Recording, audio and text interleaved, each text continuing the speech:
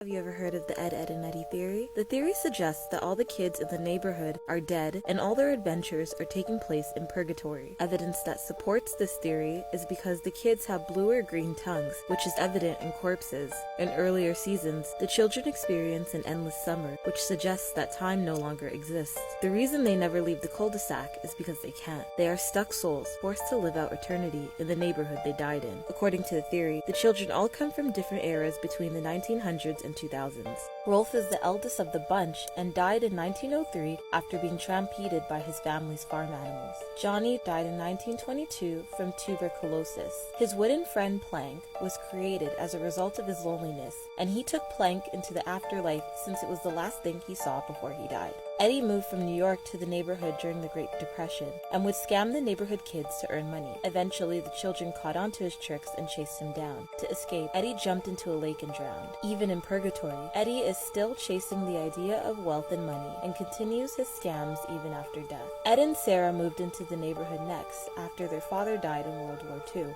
When their heartbroken mother becomes distant and neglectful, they each find their own ways of coping. Sarah takes on the parental role, while Ed gets lost in his own imagination through comic books. They both passed away in a car accident in 1953. Nazz came from a hippie family in the 1960s. Unfortunately, her life was short-lived after her and her entire family were murdered in 1979 by a serial killer who escaped from a nearby asylum. Double D originates from the 70s and came from a strict household where he was raised to strive for perfection in every aspect of his life. Being so worked up and determined to become the best son he could be, he spent extra time on schoolwork and did not notice the gas leak coming from his chemistry set, which eventually exploded and resulted in his death. Kevin came from the 80s. His bullying persona was a result of the abuse he faced from his father, who beat him to death in the winter of 1999. Even though his dad was sentenced to life imprisonment for his son's murder, Kevin imagines his dad as the complete opposite. While in Purgatory, he is loved by the very man who ended his life. Jimmy is the youngest of the group, originating from the 90s. Because he suffered from leukemia, he wasn't allowed to hang out with the other children in fear that he would wind up hurt. Eventually, he died from his illness. The cankers are said to be demons sent to Purgatory to torture the souls of the children. Their attraction to the Eds is because they have the weakest will and they each represent a deadly sin. Even though there is some evidence supporting this theory,